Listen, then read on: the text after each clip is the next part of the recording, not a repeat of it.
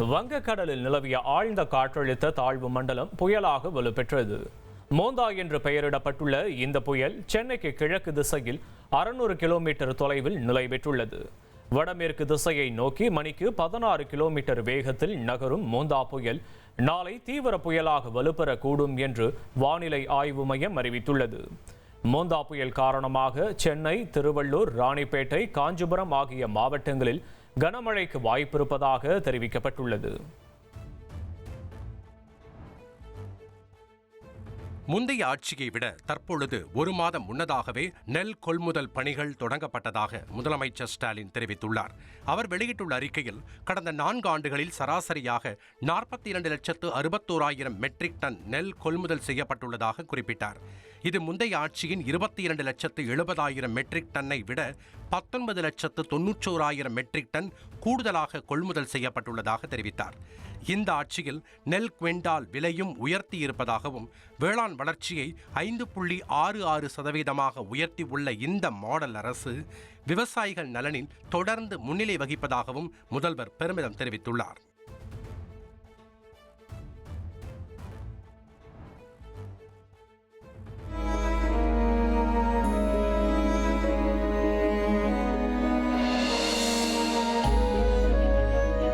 கரூர் துயரச் சம்பவத்தில் உயிரை பறிகொடுத்தவர்களின் குடும்பத்தினரை தாவேகா தலைவர் விஜய் சந்திக்க உள்ள நிலையில் பாதிக்கப்பட்டவர்கள் மாமல்லபுரத்திற்கு வந்து சேர்ந்தனர்.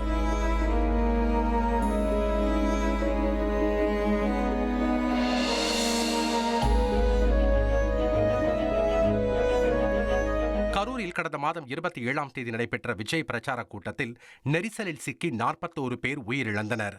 இதில் உயிரிழந்தவர்கள் குடும்பத்தினரிடம் வீடியோ காலில் ஆறுதல் கூறிய விஜய் சரியாக 1 மாதங்கள் கழித்து அவர்களை நேரில் சந்திக்க உள்ளார். இதற்காக கரூரிலிருந்து தாவேகா சார்பில் வால்வோ பேருந்தை ஏற்பாடு செய்து உயிரிழந்தவர்கள் குடும்பத்தினரை மாமல்லபுரத்திற்கு அழைத்து வந்தனர். பாதிக்கப்பட்ட 38 குடும்பத்தில் 33 குடும்பத்தினர் ஆம்னி பேருந்துகள் மூலம் கரூரிலிருந்து மாமல்லபுரம் வந்தடைந்த நிலையில் அவர்களை தாவேகா நிர்வாகி ஆதவ் அர்ஜுனா நேரில் வரவேற்றார். தனியார் விடுதி ஒன்றில் மொத்தமாக 50 அறைகள் புக் செய்யப்பட்டு அனைவரும் தங்க வைக்கப்பட்டனர். காலை 10 மணி அளவில் தனியார் அரங்கம் ஒன்றில் பாதிக்கப்பட்ட குடும்பத்தினரை நேரில் சந்திக்க உள்ள விஜய் ஒவ்வொருவரிடமும் தனித்தனியாக ஆறுதல் சொல்வதோடு ஒவ்வொருவருடைய தனிப்பட்ட தேவைகள், கல்வி உதவி உள்ளிட்ட தனிநபர் சார்ந்த விஷயங்கள் குறித்தும் பாதிக்கப்பட்டவர்களிடம் கேட்டு தெரிந்து கொள்ள உள்ளதாகவும் தகவல் வெளியாகியுள்ளது. மேலும் இந்த நிகழ்வில் கட்சி நிர்வாகிகள், உறுப்பினர்கள் யாரும் கலந்து கொள்ளக்கூடாது என கட்சி தலைமை வாய்வழி உத்தரவு போட்டிருப்பதாகவும் செய்தி வெளியாகியுள்ளது.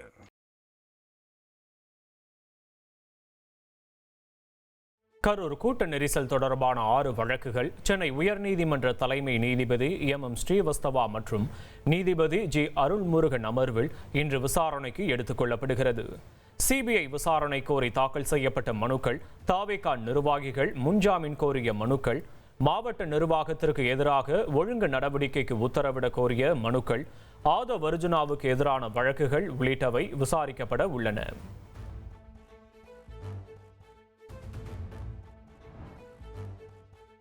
பஹ்ரைனில் நடைபெற்ற ஆசிய ஜூனியர் கபடி போட்டியில் தங்கம் வென்ற மகளிர் அணியில் இடம்பெற்ற சென்னை கண்ணகி நகரைச் சேர்ந்த கார்த்திகாவுக்கு காவல்துறை மற்றும் கண்ணகி நகர் பொதுமக்கள் சார்பில் உற்சாக வரவேற்பு அளிக்கப்பட்டது.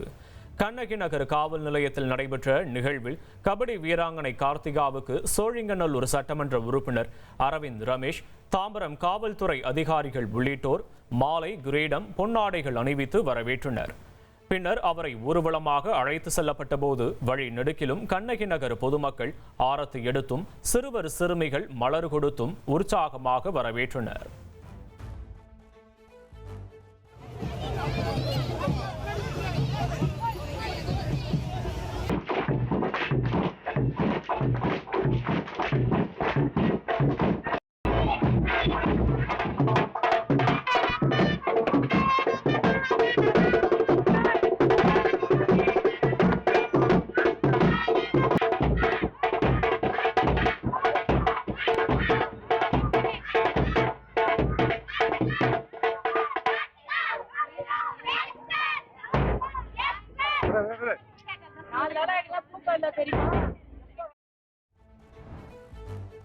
வளர்ந்த இந்தியா 2047 என்ற இலக்கு அனைத்து மனித குலத்திற்கும் பிரகாசமான எதிர்காலத்தை உருவாக்கும் என்று பிரதமர் மோடி தெரிவித்தார். மலேசியாவில் நடைபெற்று வரும் ஆசியான் இந்தியா உச்சி மாநாட்டில் காணொலி வழியாக கலந்து கொண்டு உரையாற்றிய அவர் கடல்சார் பாதுகாப்பு மற்றும் நீல பொருளாதாரத்தில் இந்தியா ஆசியான் நாடுகளின் ஒத்துழைப்பு வேகமாக வளர்ந்து வருகிறது என்று கூறினார். கல்வி, சுற்றுலா, அறிவியல், தொழில்நுட்பம், சுகாதாரம், பசுமை எரிசக்தி, சைபர் பாதுகாப்பு ஆகிய துறைகளில் தீவிரமாக ஒத்துழைப்பை முன்னெடுத்து வருகிறோம் என்றும் அவர் கூறினார். ஆசியான் நாடுகளின் சமூக தொலைநோக்கு பார்வை 2045 மற்றும் வளர்ந்த இந்தியா 2047 என்ற ஆகிய இலக்குகள் அனைத்து மனித குலத்திற்கும் பிரகாசமான எதிர்காலத்தை உருவாக்கும் என்று தான் நம்புவதாகவும் அவர் தெரிவித்தார். உலக புகழ்பெற்ற கால்பந்து வீரர் மெஸ்ஸியின் இந்திய பயணம் தள்ளி வைக்கப்பட்டுள்ளதால் ரசிகர்கள் ஏமாற்றமடைந்துள்ளனர். மெஸ்ஸி தலைமையிலான அர்ஜென்டினா அணி ஆஸ்திரேலிய அணியுடன் நட்பு ரீதியில் விளையாடும் போட்டி நவம்பர் 17ஆம் தேதி கொச்சியின் ஜவஹர்லால் நேரு சர்வதேச மைதானத்தில் நடைபெறவிருந்தது. சர்வதேச கால்பந்து கூட்டமைப்பான ஃபிஃபாவிடம் கேரள போட்டிக்கு அனுமதி பெற கால தாமதமானதால் இப்போட்டி ஒத்திவைக்கப்படுவதாக தெரிவிக்கப்பட்டுள்ளது. ஆனால் தேதி அறிவிக்கப்படவில்லை. இதனால் ரசிகர்கள் பெரிதும் ஏமாற்றமடைந்துள்ளனர்.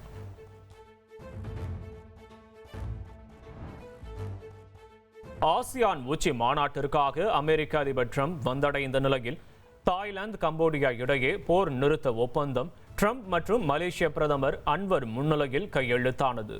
இது மிகவும் முக்கியத்துவம் வாய்ந்த அமைதி ஒப்பந்தம் என்று ட்ரம்ப் குறிப்பிட்டார். சீனா, மலேசியா மற்றும் அமெரிக்காவின் உதவியுடன் கம்போடியாவிற்கும் தாய்லாந்திற்கும் இடையே ஜூலை மாதம் ஏற்படுத்தப்பட்ட போர் நிறுத்தமானது தற்போது நீட்டிக்கப்பட்டுள்ளது. மலேசியா, தாய்லாந்து மற்றும் கம்போடிய தலைவர்களுடன் சேர்ந்து ஒப்பந்தத்தில் ட்ரம்ப் கையெழுத்திட்டார். போர் நிறுத்தம் கடைபிடிக்கப்படுவதை உறுதி செய்ய இரு நாட்டு எல்லைக்கு ஆசியான் குழு அனுப்பப்படும் என்று தெரிவித்த ட்ரம்ப், பலரும் செய்ய முடியாது என்று கூறிய விஷயத்தை தாங்கள் செய்து காட்டியுள்ளதாகவும், இந்த அமைதி ஒப்பந்தத்தின் மூலம் லட்சக்கணக்கான உயிர்களை காப்பாற்றியுள்ளதாகவும் பெருமிதம் தெரிவித்தார். ஜூலை போர் நிறுத்தத்திற்கு பிறகு அவ்வப்போது வன்முறைகள் தொடரும் நிலையில் நீடித்த அமைதி இருக்குமா என்ற சந்தேகமும் எழுந்துள்ளது.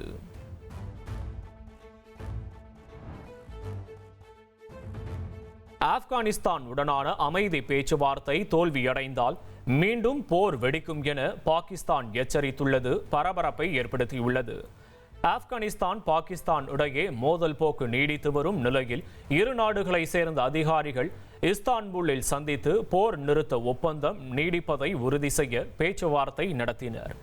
இந்த முயற்சிகள் தோல்வியடைந்தால் மீண்டும் போர் வெடிக்கும் என பாகிஸ்தான் பாதுகாப்பு அமைச்சர் கவாஜா முகமது ஆசிப் எச்சரித்துள்ளார். அத்துடன் ஆப்கன் அமைதியை விரும்புவதாக தெரிகிறது என்றும் குறிப்பிட்டுள்ளார். ஆப்பிரிக்க நாடுகளில் ஒன்றான கேமரூனில் அதிபர் பதவிக்கான தேர்தல் கடந்த 12ஆம் தேதி நடைபெற்ற நிலையில் அதன் முடிவுகள் இன்று வெளியாக உள்ளன. இதற்கிடையே எதிர்க்கட்சி வேட்பாளர் இசா சிச்சிரோமா தொடர்ந்து இருந்த 30 அரசியல் பிரமுகர்கள், சமூக ஆர்வலர்களை போலீசார் கைது செய்துள்ளனர். இதனை கண்டித்து சிச்சிரோமாவின் ஆதரவாளர்கள் போராட்டத்தில் ஈடுபட்டுள்ளனர். பாதுகாப்பு படையினருக்கும் சிச்சிரோமாவின் ஆதரவாளர்களுக்கும் மோதல் போக்கு அதிகரித்து வரும் நிலையில் மீண்டும் நாடு தழுவிய போராட்டங்களுக்கு சிச்சிரோமா அழைப்பு விடுத்துள்ளார்.